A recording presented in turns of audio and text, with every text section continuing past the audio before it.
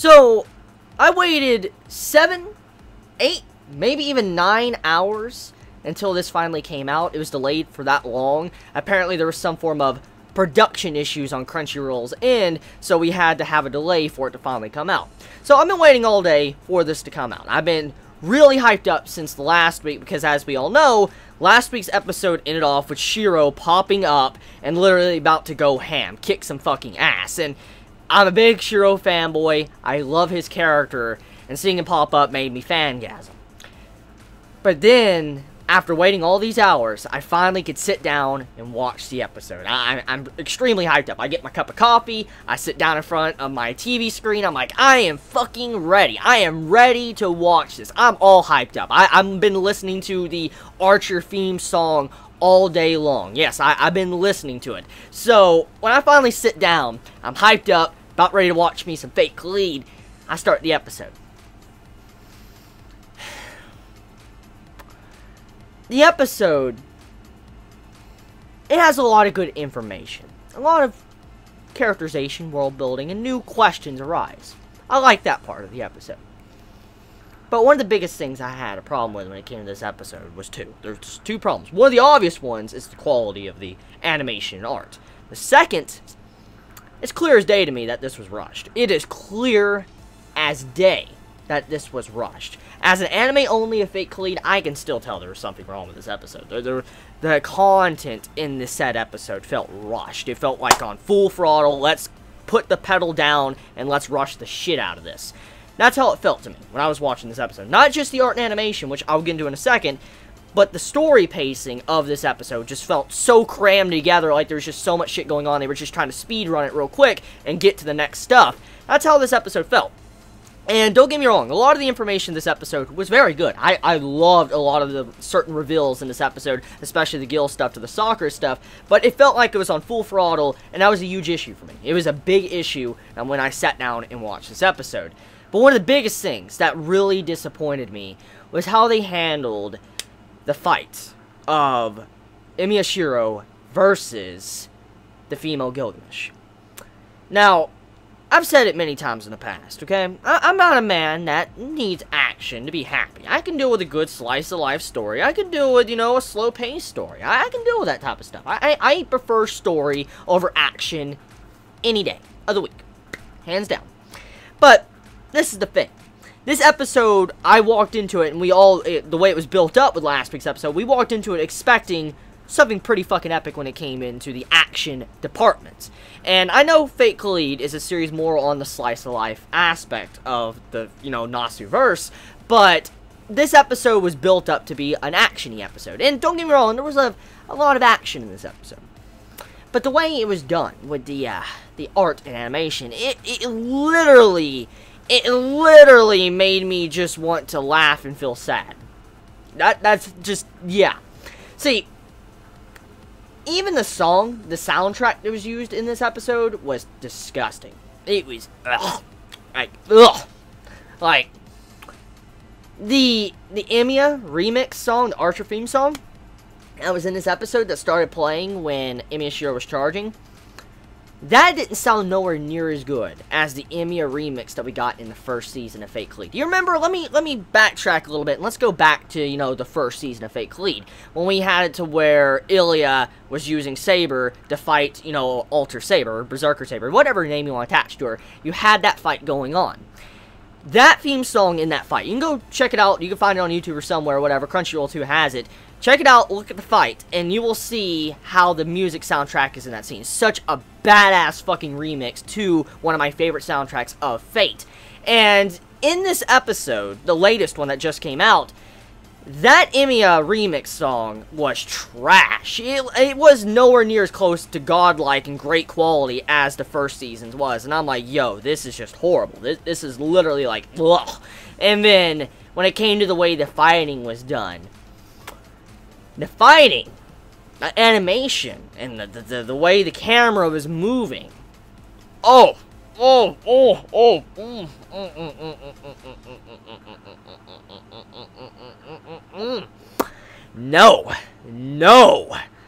Hell no. No.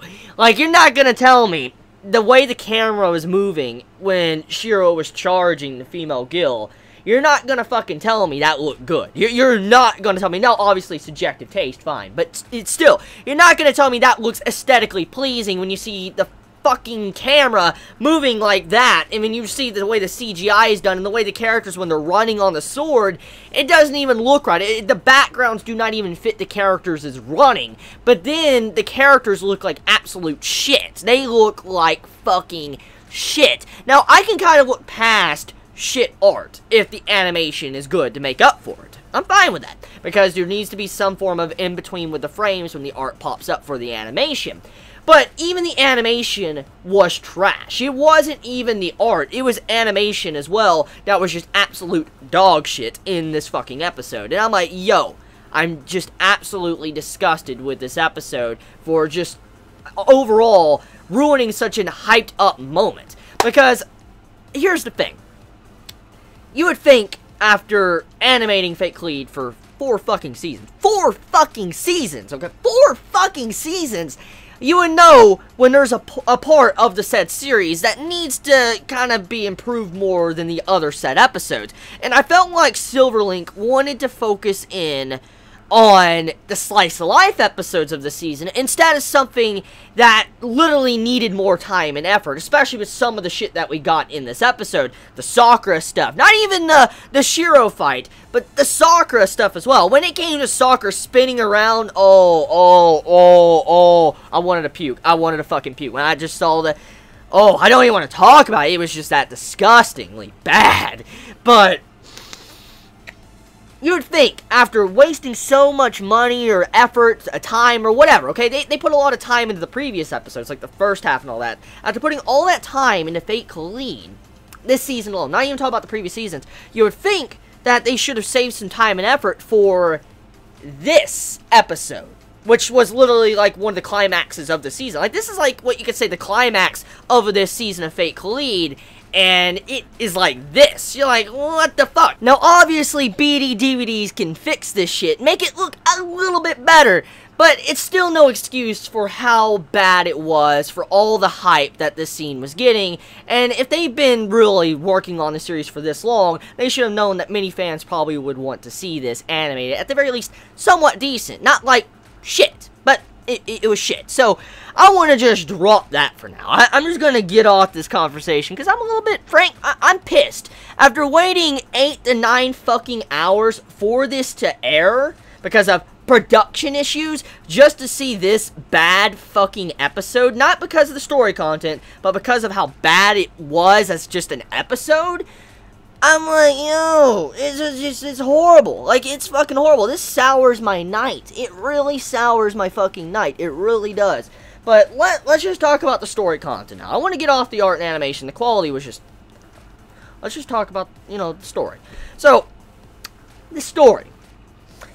A lot of the things in this episode really got me excited, and regardless of the other issues I had, it made me fucking happy. Like, the Sakura stuff. Oh. At first glance, when I was watching this, slight Heaven's Feel spoilers here. FYI, slight Heaven's Feel. And now, you can mute the audio. Mute the audio, and I'll do this when you can unmute it, and I won't have Heaven's Feel spoilers anymore, okay?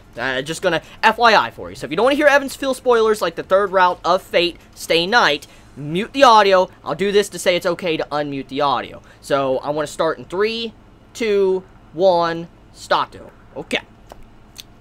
So, when I saw Sakura pop up, that reminded me a lot of the darker version of Sakura in the Heaven's Feel round. I thought it was at first. I'm like, is that fucking Sakura from Heaven's Feel? I'm like, yo, what? And then it all clicked. I'm like, oh, no, it's definitely not. It's definitely not who that I think it is. It is Lancelot. It is Lancelot from Fate Zero. Yeah, she equipped the Berserker card from Fate Zero, and that is who Sakura was. I'm like, yo, okay. So, that was pretty interesting. I'm really happy to see that used. A Fate Zero card used on Sakura. She was using a Berserker version of Lancelot in that fight. Now, this raises a lot of questions because of the nature of the Holy Grail, or the Grail in general, when it summons heroic spirits. There's, like, let's look at all the cards that have been summoned here, okay? So we have 2 archer cards. I mean, we have, you know, Emi Ashiro, and then we have Gil. That's 2 archers right there. And then we have 4, which is a Berserker card as well, which Beatrice is using. And then we have Sakura, which is using a Lancelot Berserker card.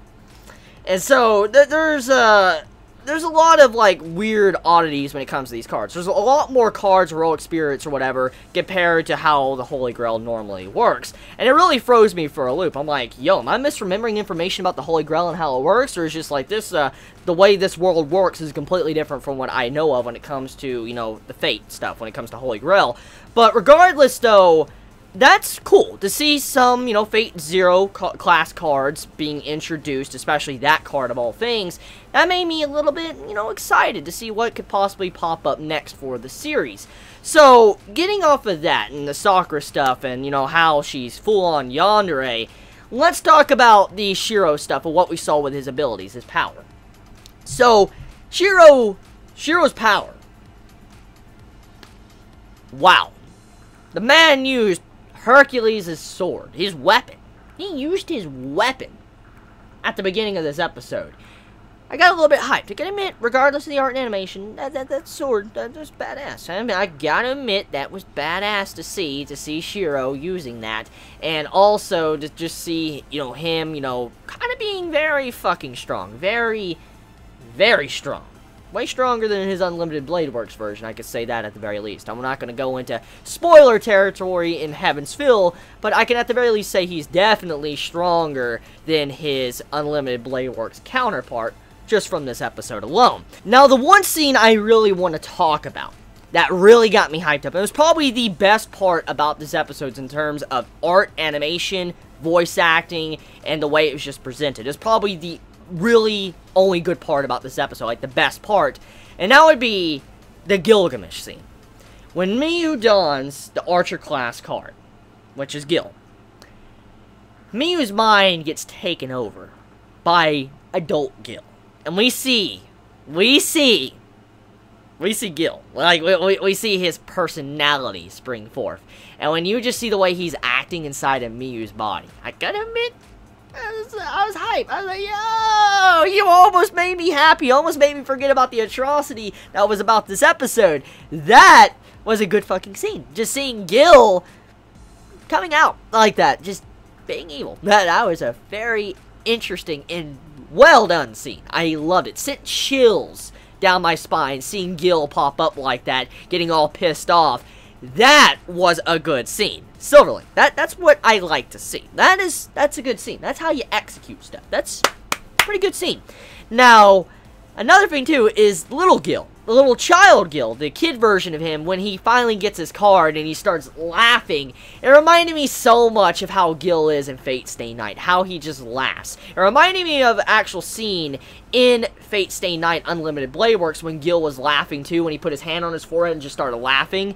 That's exactly how he looked in this episode. Like, he legit looked like Gil in Fate Stay Night Unlimited Blade Works' anime in this episode when he was a kid version and started laughing. I'm like, yo, just throw that laugh, you know, adult Gil's laugh on that, you know, body right now at that scene, and you literally have a replica of that freaking scene in Fate Stay Night Unlimited Blade Works. I'm like, oh, that's badass, that's badass! So Gil is what really saved this episode for me. To be honest, that's what really saved the episode. Everything else, it was good information-wise, but it let me down. It really let me down. So I want to end it here. I'm just going to end it here. I want to edit this video, upload it, and all that. Let me know your thoughts. How do you all feel about this week's episode of Fate Kaleid? I mean, are you as disappointed as I am when it came to the core content that this episode provided? How did you feel about that delay that we got, the production issue delay? Let me know your thoughts in the comments below. You all have a wonderful day or nights wherever you live. Please be safe. Chibi out.